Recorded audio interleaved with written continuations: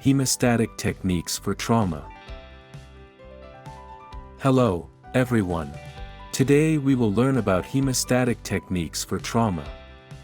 Common hemostatic techniques for trauma include direct pressure, pressure bandaging, and the use of tourniquets. The sequence of hemostasis steps is: apply pressure, bandage, and bind. 1. Direct pressure.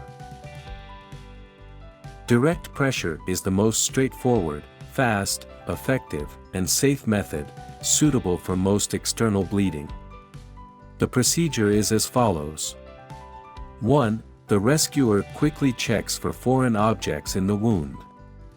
If there are small superficial objects, remove them. 2.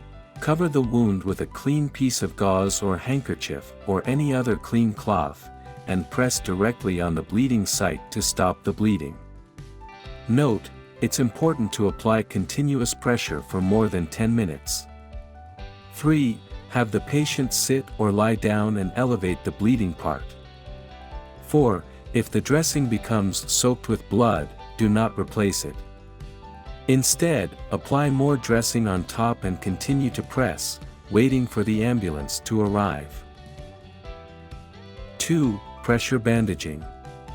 Pressure bandaging is the most commonly used method for stopping bleeding and is the first method to consider for external bleeding. It can be used for wounds on any part of the body. However, if there are bone fragments in the wound, this method should not be used to avoid worsening the injury. Pressure bandaging involves applying direct pressure to the wound and then using a bandage, or triangular bandage, to apply additional pressure. The procedure is as follows. 1. The rescuer first applies direct pressure to stop the bleeding. The dressing should cover at least 3 centimeters beyond the wound edges. 2. Use a bandage or triangular bandage to wrap around the dressing and apply pressure. 3.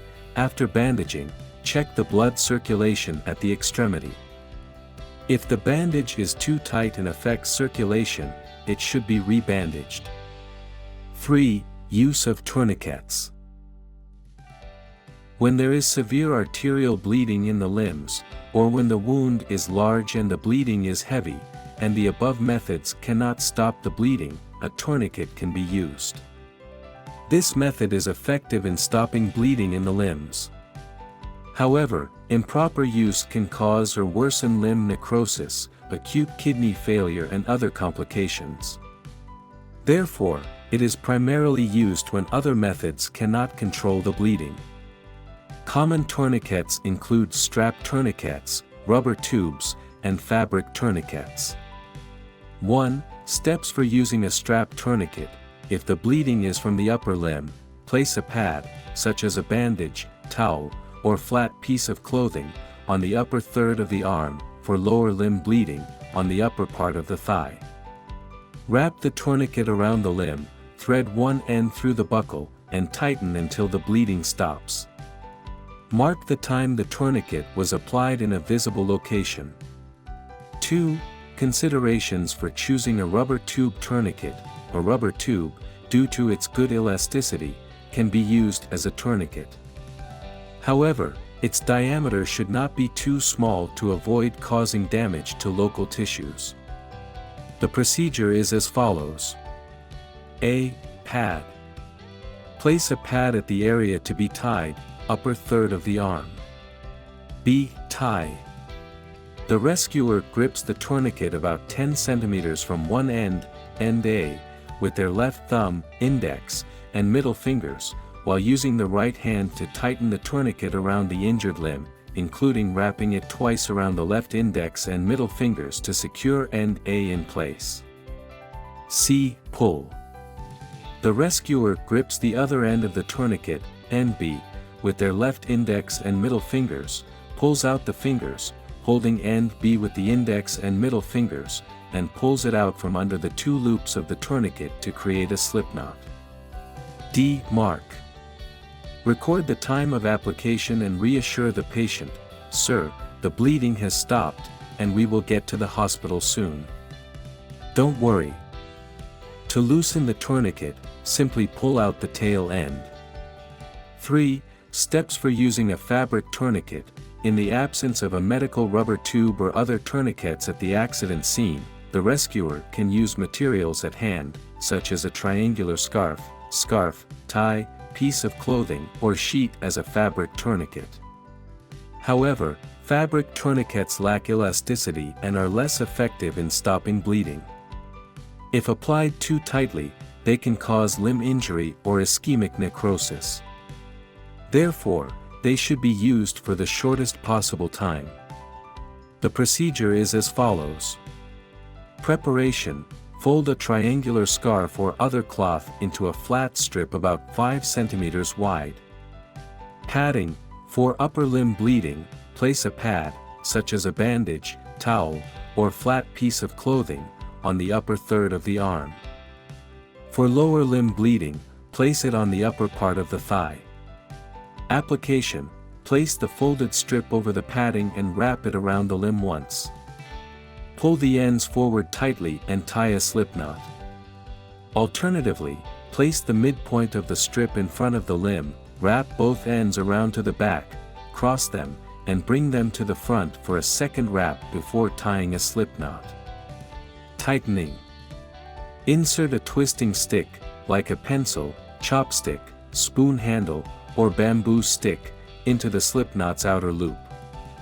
Twist the stick to tighten the tourniquet until the bleeding stops. Secure the stick by inserting its other end into the inner loop of the slipknot or by tying another knot. Time marking: record the time the tourniquet was applied in a visible location. 4. Precautions for use of tourniquets.